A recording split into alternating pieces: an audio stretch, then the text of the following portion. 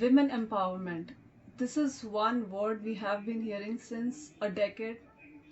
Everybody's talking about women empowerment. But do we really mean it? Are we really following it up? Are we really using this word? Are we doing justice to this word, or we are just being happening or cool about it? Well, if you ask me, I would say no. It is clearly not happening in the society at all. It is just that we want to feel that women are getting empowered. I personally, cause I am educated, or there are people who are educated nowadays, so they just want to feel that they are understanding the word women empowerment and they are using it. Let me tell you one thing. Why did I say no? You might have 7 reasons to say that you are feeling that you are using the word women empowerment in day-to-day life, but I have n number of reasons wherein I can clearly say that it is not being followed in the society at all. Well, let's start with pointers. My first point is brainwashing. What happens is, in society, when a girl is born, the parents are the one, they start having one kind of perception about a child, girl child especially. They start conditioning their own child, saying that you're a girl, you have to do this, she's supposed to play with Barbie dolls, she's supposed to understand the cooking things, etc., etc. But why this kind of mindset is being put on a girl child, on a girl? I guess somewhere we are thinking that we are understanding the concept of women empowerment, but when it comes to implementation, we all are sailing in the same boat. Whether it's a boy child or a girl child, why to discriminate them as per their gender quality? It is not that we might say, some might agree or disagree, some might uh, think that I'm talking too much or whatever, but the fact is we are doing that. Whether when you talk about the choices of colors, girls are supposed to wear pink, boys are supposed to wear blue. Why we are doing that at first place? It's okay, girls are emotionally more inclined, and boys have emotions which is being suppressed by the society, but it doesn't mean that there is some difference in that. This is just a gendered difference, and it should not be considered as discrimination. There is a difference when you call about discrimination and differences. It's okay, two boys can't be similar, two girls can't be similar. At the same time, boy and girl can't be similar. They are different. By saying they're different, it doesn't mean that you have to start discriminating them from the child.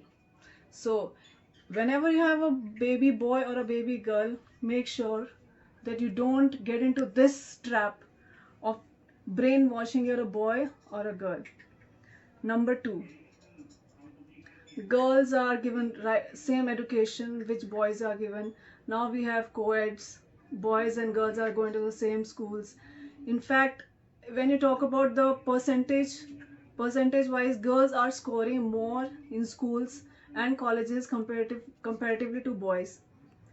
Girls are competitive when you talk about scoring 80s or 90s in 10th or 12th or whatever.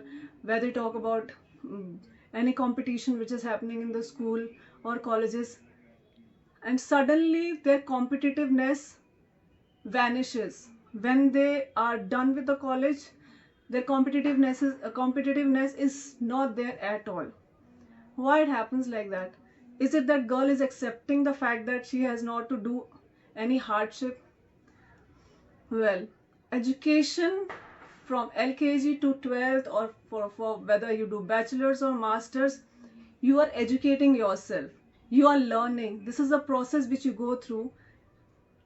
Even a boy and a girl, everybody is going through the same process.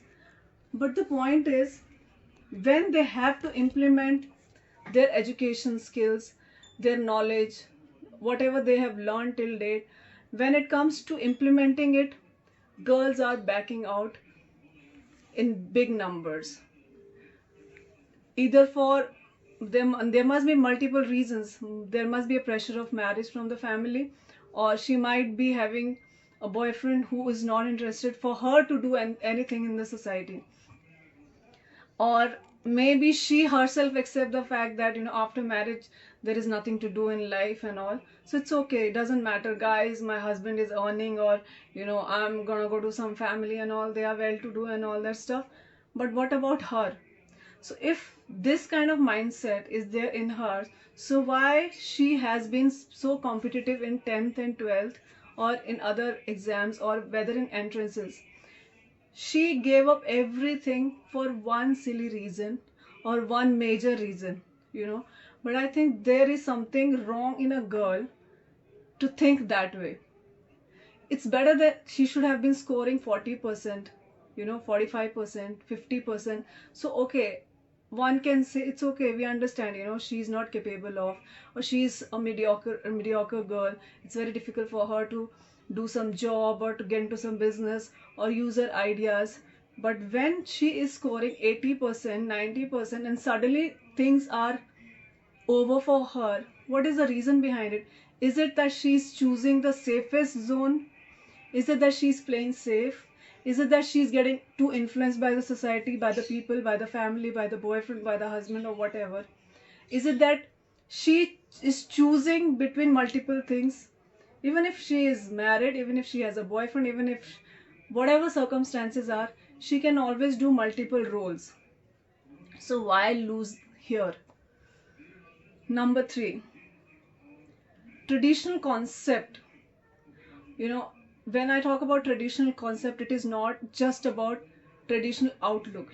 It is about why only in every company the percentage of women working is 33%. Why there is no equality in the same? When you talk about doing karwa chauth, when you talk about fast, mothers keeping fast for the boys, when you talk about 1,000 years old tradition which are being suppressed, or which are being thrown on women, and they are liking it without knowing the fact that this is not the era wherein she should use her brain, whether it is right or it is wrong. It's okay to look good, it's okay to get dressed or whatever and all that stuff, but what is the logic behind it? She has to be logical of what she does. And if she keeps repeating the same thing again and again, which is making her weaker from other person, then there is something really wrong about the fact that somewhere she's stepping herself back on the name of traditional concept. Number fourth, not only she, parents, boys, men, top-notch entrepreneurs, at every level, her intelligence, her capability is always questioned. And when somebody is questioning your intelligence or capability, why a girl is not proving herself, and at the same time, why anybody is questioning her, why her capability is questioned, why her intelligence is questioned, but when it comes to her and another man, why it is like that? So do you think that this is women empowerment? Number fifth, this is the one of the cliche, one of the main factor which is hurting men a lot, and which is biggest hurdle, that is called male ego. It's very easy for a male to say, I help my sister, I have always been supporting my wife, or whatever it is. But who are you to support a woman? At first place, she knows how to support herself. Are you trying to favor her? Are you trying to say that she is lesser than anybody else? Or why there is 33% of margin given to women? Why it is like that? And a man if a woman talks something which is more intellectual than a man, why it is that man is getting pricked? Whether it's a sister talking to a brother, whether it's a wife talking to a husband, whether it is any kind of relationship, why she's being questioned, why men's ego is coming in between. So do you think if a man has ego, then do you think women are getting empowered? I think I have 100% doubt on that. It is a simple no.